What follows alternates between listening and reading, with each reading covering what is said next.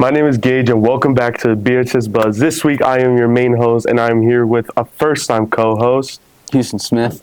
And today, before we give you guys the rundown to everything going on at BHS this week, we're gonna send it off to weather with Charlotte. Thank you, Houston. I'm Charlotte, and I'm going to be doing your weather for this week. Monday, March 30th is going to be cloudy with a high of 65 and a low of 30. Tuesday, March 31st is going to be cloudy with a high of 66 and a low of 44. Wednesday, April Fools, partly cloudy, high of 104. Winds at 46 miles an hour and 99 chance of rain. And the low is partly cloudy, negative 16, and the winds at 67 miles per hour. Thursday, April 2nd is going to be sunny, a high of 59 and a low of 37. Friday, April 3rd is going to be mostly clear, a high of 59 and a low of 37. That's all. Thank you. That was a really good weather report from Charlotte right there. And before we talk to you guys about both of our special segments this week, we are gonna send it off to sports with Trevor. This is BHS Sports Buzz. Trevor couldn't make it. For our upcoming girls golf events, Tuesday, Wednesday, and Monday, we go against Res Christian, Strasburg, and Fort Morgan. For boys baseball, we won 20-0 against Bruce Randolph. We play Fowler, Yuma, and Res Christian. Track and field's been going pretty well. Got it from my boy Zane over there. We got events Saturday, March 28th, April 4th, April 11th, and April 18th.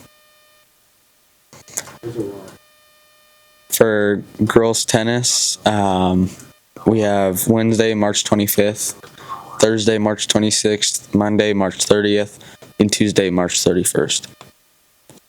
And there's 9 weeks till summer vacation.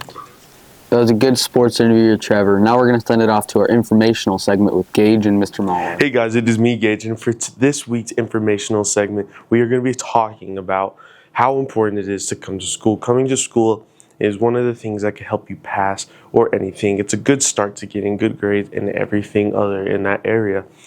I have a bunch of information on it, but I'm not going to be the one explaining it to you. Our athletic director, Mr. Felton, is going to be displaying the cons about not coming to school. Even though I said cons, there are no pros not to come to school, except for missing out on school. Come on now. My name is Gage, and I am here with Mr. Felton.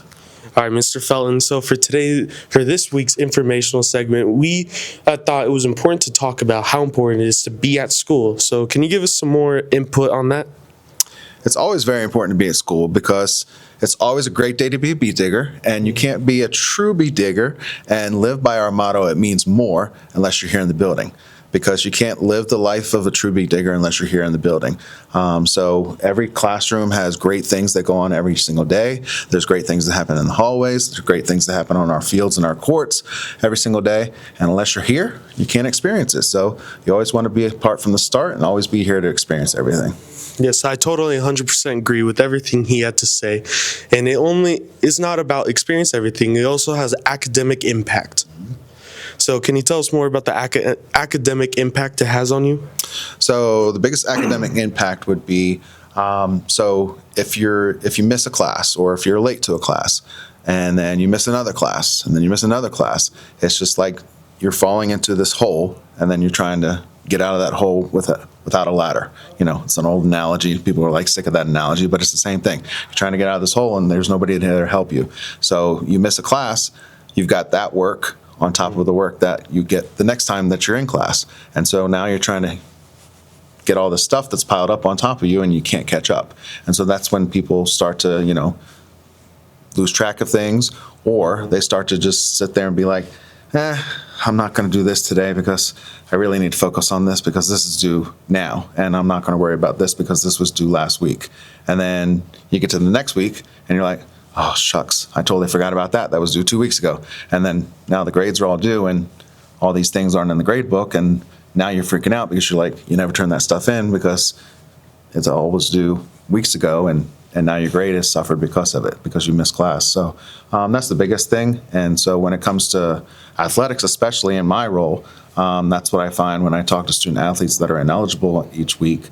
That's the biggest thing that's an issue for them, is that they just can't get caught up on things because they miss something or they're not staying organized in a lot of things. So I try and give them a planner or help them with organizational skills and those types of things when it comes to missing assignments and those types of things.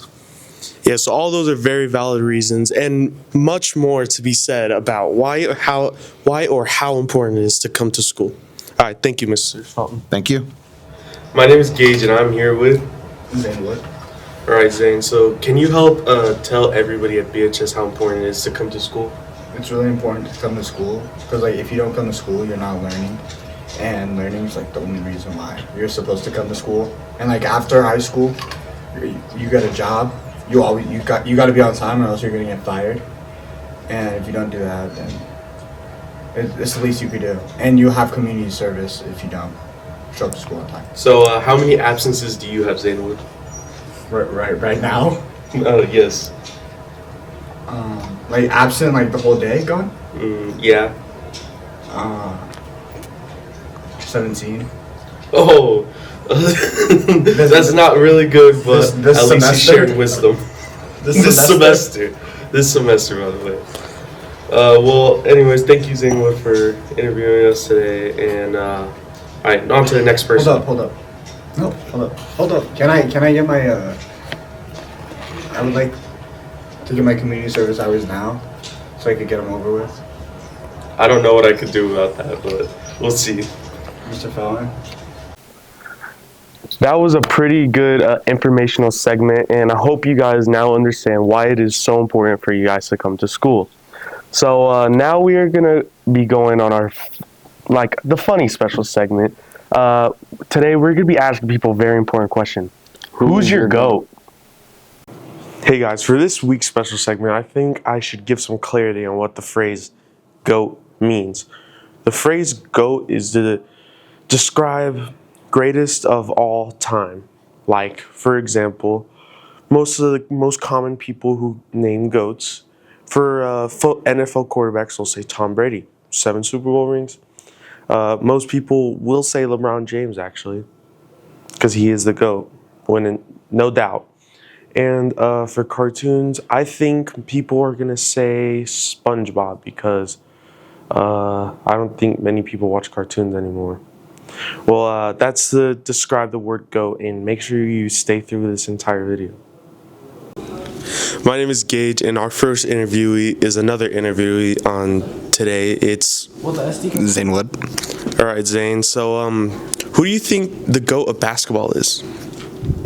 LeBron, Raymond, James. I totally agree with that. One of the best basketball players ever. Who do you think the greatest NFL quarterback of all time is? The quarterback? Probably like Jared Goff. I don't know if people would agree with that, but he sure has enough talent to be a GOAT. And last, who do you think's the GOAT of cartoons? SpongeBob. That's a pretty valid answer. Everybody loves SpongeBob. All right, on to the next interviewee. My name is Gage, and I'm here with Diego Martinez. All right, Diego. So, you watch a lot of sports, right?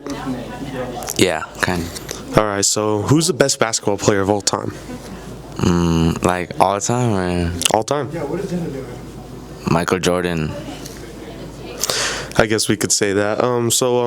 Who's the best NFL quarterback of all time?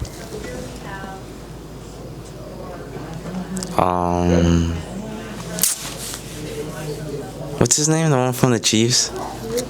He's saying Patrick Mahomes, guys. No one said the one who's won 7 rings, by the way.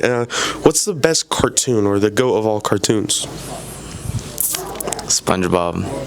Oh yeah, SpongeBob's a heavy favorite for today. Well, that was Diego, guys. On to the next. It was a pretty funny special segment.